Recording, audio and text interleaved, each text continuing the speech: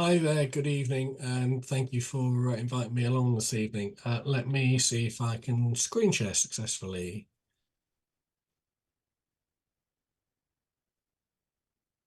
Are you seeing that? That's your Yay, presentation, slideshow yeah. mode. Excellent. Good evening, and as Dan alluded to, last year was a particularly swarmy year, and I think that meant a couple of things. A lot of people were very busy. At the BBKA's base, they often have to get neighbouring associations to support them with the volume of calls that come through. And on social media, a lot of calls come to us, although they're not strictly calls. And this, I think, is one of the changes that we need to be aware of in how we have traditionally dealt with swarming and how we might deal with swarming as associations and as individuals in the future. So just very briefly, let's have a little look about what social media sort of is. And the bottom line of all these graphs is there's a very steep rise. And we've got over 5 billion people, over sort of getting on for 2/3 of the planet, now has a smartphone or a tablet and is attached to one social media or another. So it has an immense reach. What we've done this evening is we've used something very parallel to social media to do this talk. We've used Zoom. This talk will be on YouTube tonight and will be there for the record ever since. This in itself will be a really useful resource that we can point beekeepers to. So we've talked a bit about it already, about how we prepare beekeepers for swarming season, and how you might want to use social media to enhance that. So we've got our traditional meetings, we've got our apiary meetings, and those are all very effective. But you and I know that not all members are able to attend face-to-face meetings for whatever reasons. And so what other ways can we reach out to them? How can you help prepare them to be ready for swarming season?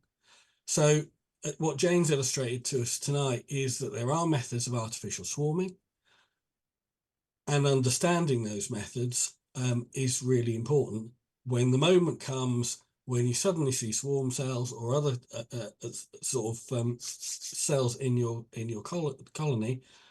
You need to be ready to do something, and sometimes people do panic a little bit, and sometimes it's about a little bit of pre-knowledge, a little bit of preparation can help people to move forwards more easily and more confidently. Share training resources. This hopefully will be a training resource. Other things that you might have done yourselves or other resources that you found really helpful, share those with your members. Swarm prevention and control is sometimes people are not quite clear where one bleeds into another. But that kind of division point for me is always when there's royal jelly and a larvae, obviously in a extended queen cell that's still open, you've moved beyond swarm prevention and you've moved into swarm control. That colony, probably prevention measures are not going to be effective at that point. Reminding members about having extra kit. Every year people are regularly caught out. So just a little reminder, even from early in the year when the sales are on, can be very handy. Having a swarm kit ready. Does your association on social media maybe put out some monthly tips? Just give people a heads up of what's coming. And sometimes you can see when swarming is moving into your area. Again, give people a heads up that other members are having swarming, just to alert people. Swarms often need a home. Some swarm collectors aren't that interested in keeping swarms themselves and would prefer to pass them on. That can be something that social media can help you with within your associations. Always remind people to keep themselves and the public safe, and when they're doing swarm collection, to do it safely. And do remember, and this is something you can remind members of, your insurance cover via the BBKA has limits. And there are issues where you can't accept payments for collecting swarms, and you can't sell swarms on. So just be aware of those things and remind your members of them. Where can you help get those beekeeper preparation up? Well, BBKA's got a little swarm booklet available from the shop. BBKA News, the May edition should be dropping through your letterboxes by early next week, hopefully. And other things, just simple graphics people do in their early stages, get a bit muddled between a queen cup and a charged queen cell and a sealed cell and a cell that's opened. Give them some pointers. Steer them through a bit. Make it graphic, make it visual, make it obvious to them. There's Jane's resources that we'll have up on YouTube. One of the best resources I've found is if you try and explain the Pagden method of swarm control to a group of people and you try and do it verbally, or you try and do it in a graphic, in a book or something like that, you see people kind of glazing over. Either show them in an apiary demonstration, but even better, a little YouTube video. This one happens to be North Herts Beekeepers Association, bless them for doing it. They've done one on Pagden, Demery and Snellgrove. You can say to a beekeeper who's in this situation, go get your phone out, sit down in your apiary, and before you plough into your swarm control method, sit down and watch it on your phone. It's really helpful, I think, especially for people who are visual learners, to see it visually rather than have to read or read a graphic about it. Personally, I think there's some really good stuff on the Welsh Beekeepers website, which is free downloads from Wally Shaw, who's done some really good little leaflets about Asian hornet, it's on my brain. Swarm control. Share those with your members. If you've got a Facebook page, put those on your Facebook page. They'll end up in the files tab of the Facebook page, and then they're there as a reference for your members from that point on. You're just trying to give people the resources, the tools they need, that when the moment comes, they're as ready as they can be, and they've got the information they need. So the public preparation goes on a little bit. We get, at your association, your swarm collectors will get a lot of contacts. It's important to be clear what we can and can't do. So as much as you're preparing the public, that you're preparing beekeepers, you also need to prepare the public. You will know that a vast number of the calls that come through to a swarm collector, some estimate up as many as 9 out of 10, will be about wasps or bumblebees or solitary bees or another species. If you can put material on your social media, pin it to the top of your Facebook page, repeat it kind of when swarming season's at its height, just to assist the public with identification, but also what you can and can't do. I know people sometimes turn to us as free pest control, but that's not what we're there for. We can deal with honeybee swarms, but there's a lot of stuff we can't do. There are also quite a lot of material on the BBKA's website. Again, you can pin those BBKA web pages onto your social media, or just put them out on your social media at busy times. So when the public go to your sites or your websites or your whatever outlets you've got, they can find information, and hopefully not all of them will then give you a call and take a significant amount of your time with something that may not be honeybee swarms. Maybe have something specific on your website about a swarm page. Clear photographs. That's a real thing. You want people to send you clear photographs when you're trying to identify a swarm. Put some clear sort of photographs on your social media, on your websites, so people can see what you're talking about. What I find disappointing is the number of swarm collectors who in our association, after a year or so, they go, I'm really struggling with the volume of bumblebee calls and things like that, and who step back from being in the front line. And that means other people have to do more, or it leaves areas that aren't covered. So trying to relieve the pressure on those sort of very enthusiastic members who sometimes find it challenging can be helpful. You might have our association's got a short leaflet. We've got it on our social media. We've got it on a website. We send it out to email inquiries, and it explains what we can and can't do quite clearly, what species we will get involved with and what species we won't. And the callback rate when we've sent that out is reduced massively. So we find that helpful. And it is just simple messages, only honeybee swarms, we don't do wasps, we don't do bumblebees, and we aren't able to do bees in buildings. It is also possibly at some stage worth giving a little bit of a description of if we are coming to pick up a honeybee swarm, the process we'll go through, including popping back in the evening to collect the swarm.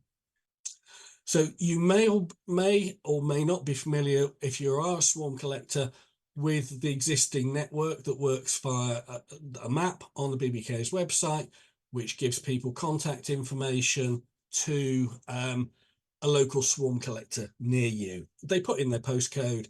The system is fueled by members agreeing to be on the swarm collectors list, and that information goes on to ER2.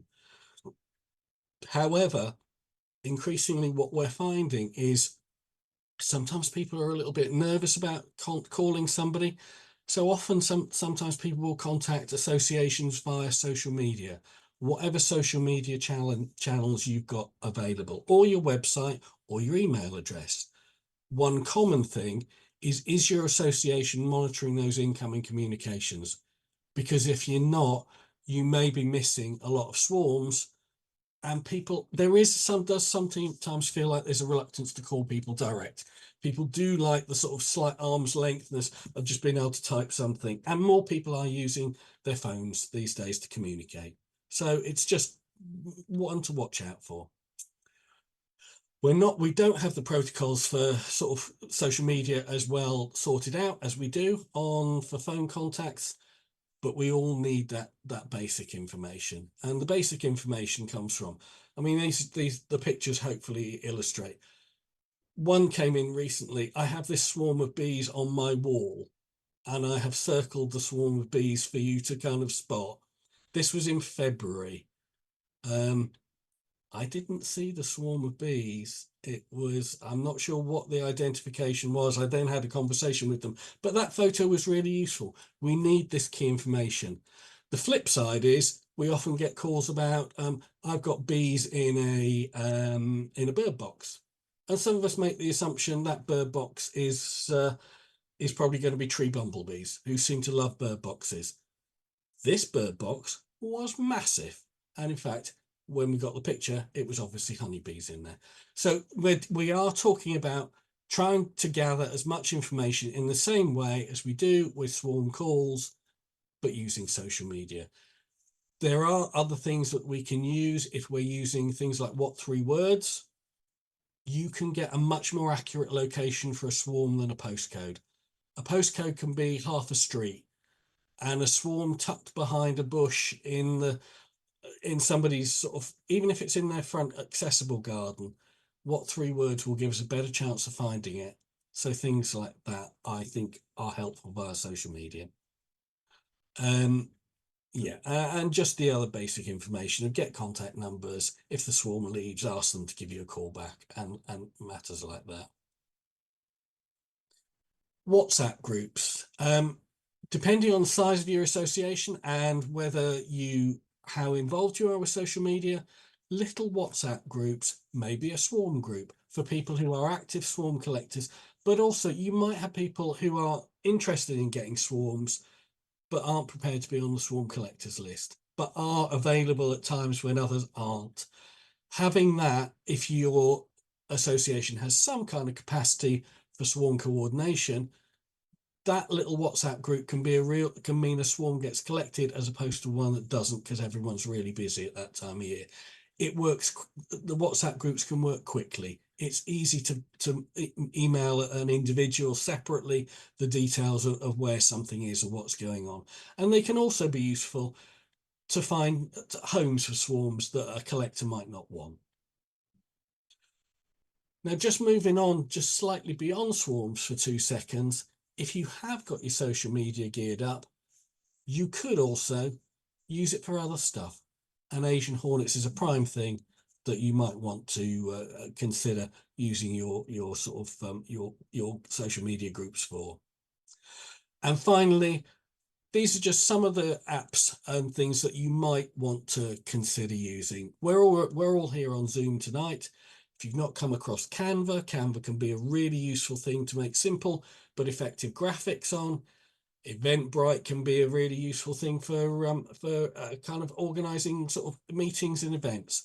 What Three Words, as I've just described, can be really useful for locating swarms and giving people exact locations. Most of you will know about Asian Hornet Watch. As we discussed earlier, you can't accept payment for collecting swarms or sell swarms, but you could suggest that people might want to give your association a donation. A PayPal donate button might help that. The other thing on this page at the top there is the BBKA started a very small at the moment social media network, which is a small WhatsApp group accessed via that link, which is just a group of people who are using social media in beekeeping, who are just trying to work together to share some information and some knowledge to make everyone's life a little bit easier. Thank you very much.